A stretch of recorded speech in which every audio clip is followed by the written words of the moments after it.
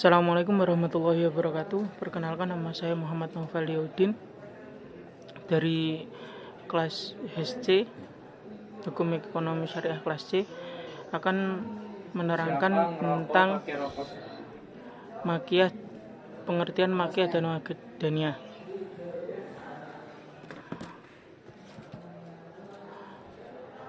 Pengertian makiyah dan madaniyah.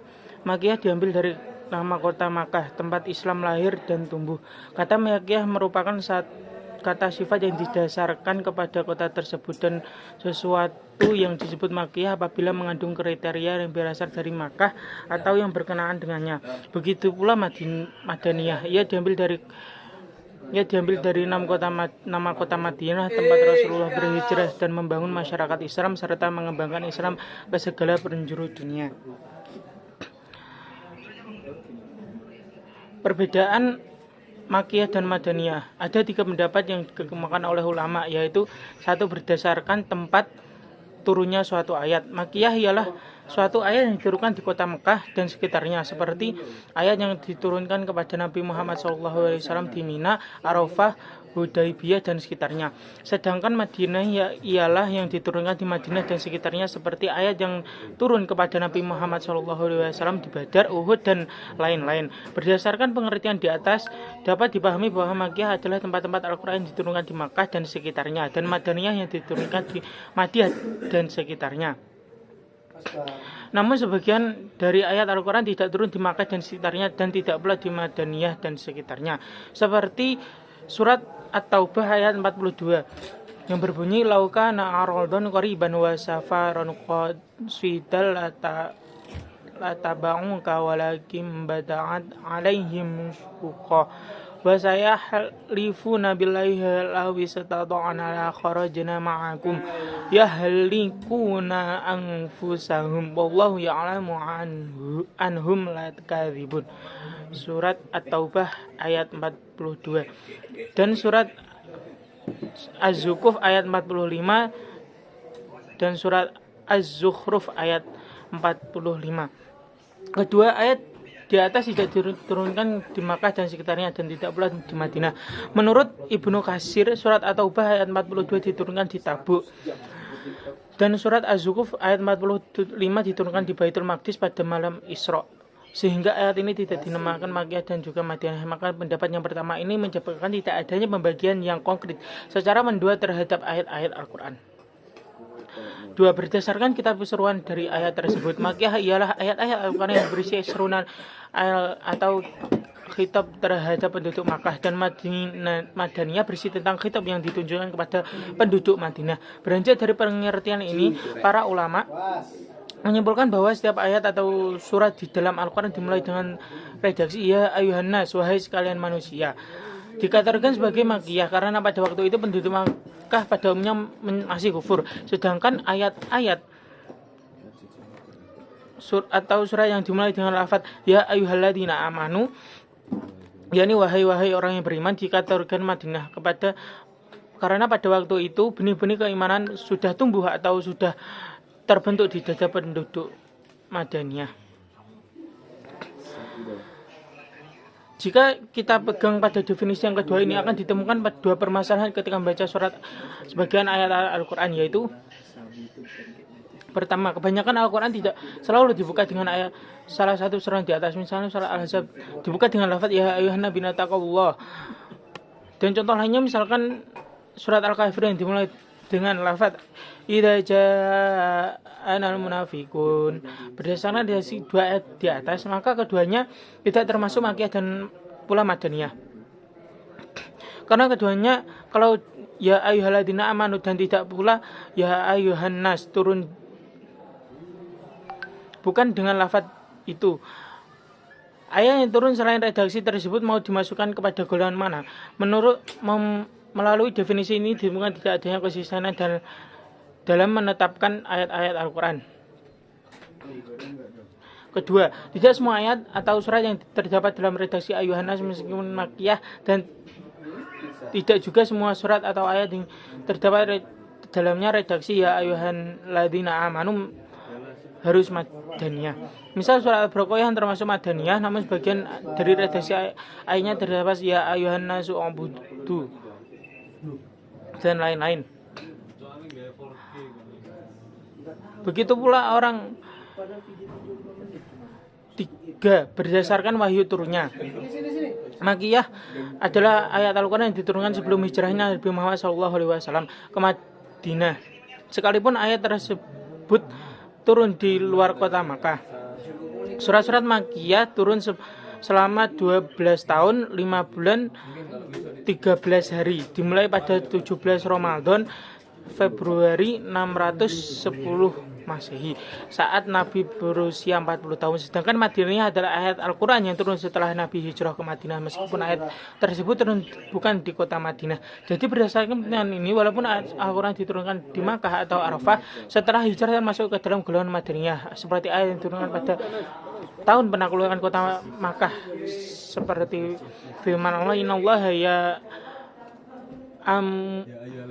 ya umurukum an tu'addul amanati ila ahliha dan sebagainya.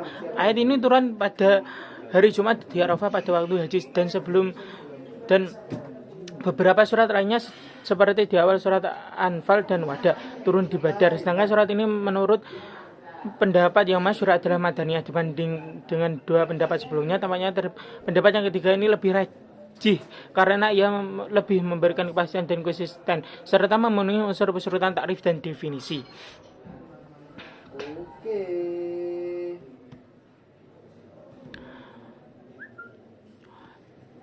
Perselisihan ulama mengenai kategori Makiyah dan Madaniyah. Dalam kitab karangan Makna Al-Qotan yang berjudul Pengantar Studi Ilmu Al-Quran menyebut bahwa yang terpenting dalam menjadi kajian para ulama diturunkan di Makkah dan Madinah serta menjadi perselisihan, yaitu 1. Ayat-ayat Makkiyah dan surat Madaniyah. Mereka memberi contoh dengan firman dalam surat Al-Hujurat ayat 13. Ya ayuhan nasu inna khalaqnakum min dzakari wa untha wa ja'alna su'uban wa qabail la ta'arafu innama akramakum indallahi anqakum innallaha alimun khabir.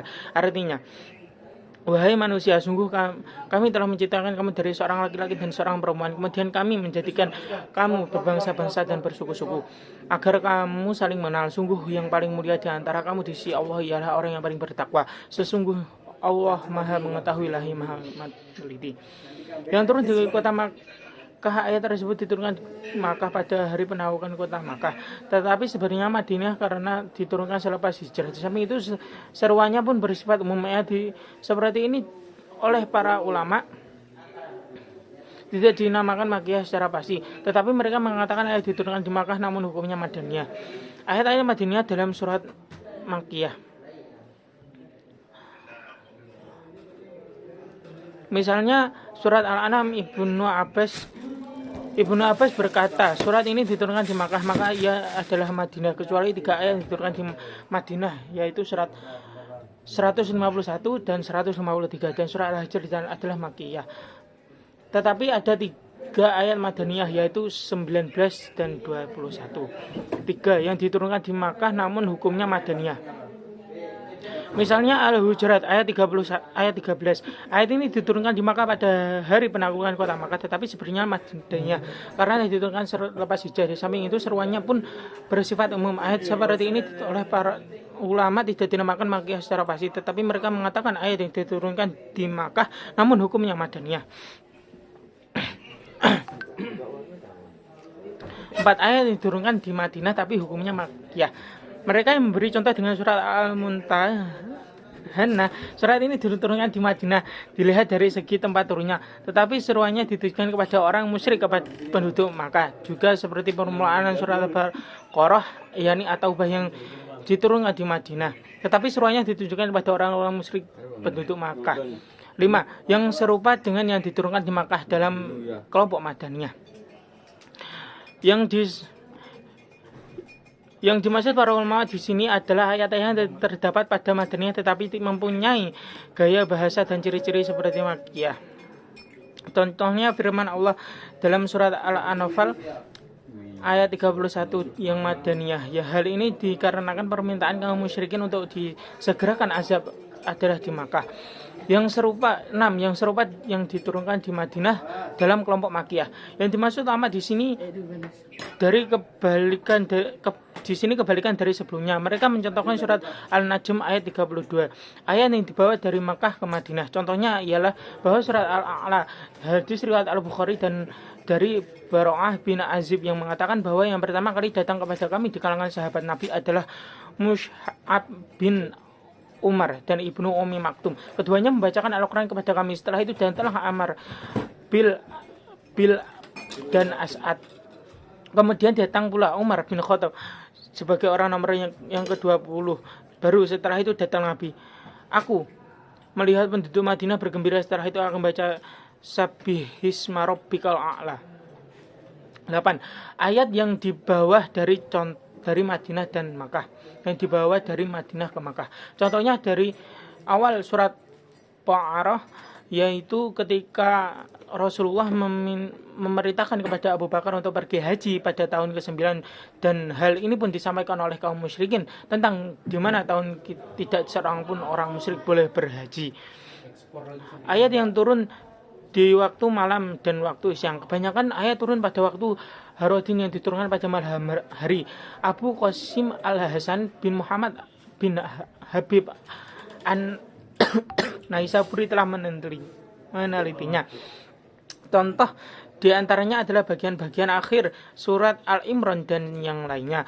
10 ayat yang diturunkan di musim panas dan musim dingin. Para ulama memberi contoh ayat yang turun di musim panas tentang ayat yang tentang kalalah yang terdapat di akhir surat An-Nisa. Contoh lain yaitu ayat-ayat yang turun dalam perang Tabuk, yang mana terjadi pada musim panas yang berat sekali seperti yang dinyatakan pada Al-Quran surat At-Taubah ayat 81. Ke-11, yang turun di waktu menetap dan perjalanan. Mayoritas ayat-ayat dan surat-surat Al-Quran pada saat Nabi dalam keadaan menetap, akan tetapi karena kehidupan Rasulullah tidak pernah lepas dari jihad dan peperangan di jalan Allah, maka wahyu pun pernah turun dalam peperangan tersebut. Contohnya awal surat Al-Anfal yang turun pada waktu perang Badar. D. Perbedaan karakteristik Makkiyah dan Madaniyah. Studi Makkiyah adalah studi sejarah, studi sirah, dan studi tentang kajian tertentu yang memerlukan penyaksian langsung. Oleh karena itu, tak ada jalan lain yang dapat membantu di dalam memenuhi ayat-ayat di mana saja yang terbilang Makkiyah dan ayat-ayat mana saja yang termasuk Madaniyah, kecuali riwayat dari para sahabat Rasulullah SAW, karena mereka lah yang mengikuti perjalanan hidup Rasulullah. Baik Madaniyah sama saja dengan sabab nuzul, artinya Makkiyah maupun diturunnya secara estafet dari satu generasi ke generasi berikutnya sebelum kemudian dibukukan dan ditulis di dalam suatu buku catatan. Sekalipun demikian, ada semacam isyarat-isyarat yang bisa ditangkap oleh untuk membedakan ayat Makkiyah dan dengan ayat Madaniyah. Isyarat-isyarat yang bisa disebut dhobit itu adalah sebagai berikut. Karakteristiknya yang terdapat pada umumnya Makkiyah menurut buku Perspektif Baru Ilmu Al-Quran, antara lain seruan terhadap prinsip-prinsip akidah seperti iman kepada Allah, hari akhir, gambaran tentang hari pembalasan, penghuni surga dan neraka, seruan untuk berpegang teguh pada akhlak luhur dan berbuat baik. 3. Secara umum surat dan ayat-ayatnya pendek. 4. Bantahan terhadap kaum musyrikin, penegasan tentang batilnya akidah mereka. 5. Banyaknya menggunakan ya ayuhan nas dan cara menggunakan ungkapan ya ayyuhalladzina amanu. 7. Banyak kisah para nabi-nabi dan 6. Banyak kisah-kisah para nabi dan umat. 7. Setiap surat yang mengandung lafaz kalla di dalam Al-Quran kurang lebih disebutkan sebanyak 30 kali. 8. Di setiap surat yang dibuka dengan huruf-huruf seperti alif lam mim, alif lam ra, mim dan lain-lainnya. A. Ciri-ciri dari surat Makkiyah terdapat kala di sebagian besar atau seluruh ayatnya. 2. Terdapat sujud tilawah di sebagian ayatnya atau seluruh ayatnya. 3. Diawali huruf tahajiyat seperti qaf, nun dan mim. 4.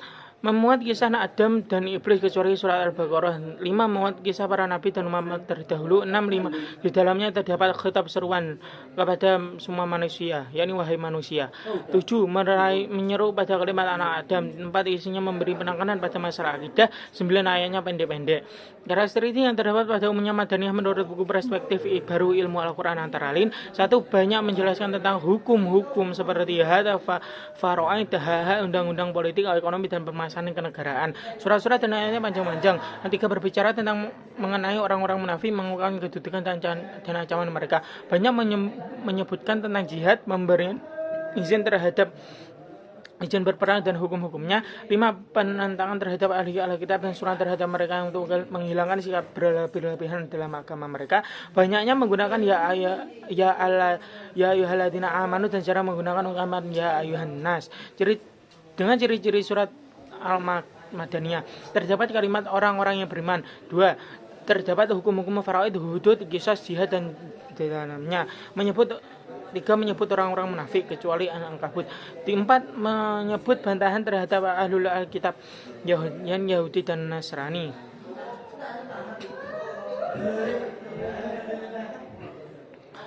Membuat hukum syarak seperti ibadah, muamalah dan ahwal al-asyakhiyah.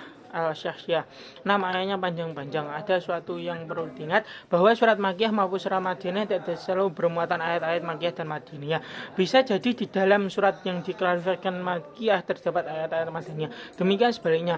Misalkan Al-Baqarah, surat ini dijelaskan sebagai Madaniyah, tetapi pada surat tersebut terdapat kalimat ya ayyuhan nas yang menjadi dawabit ayat-ayat Makkiyah. Demikian juga pada surat yang diklarifikasikan Makkiyah, misalnya surat Al-Hajj, di sana terdapat kalimat yang menjadi ciri surat Madaniyah, yaitu ya ayyuhalladzina amanu.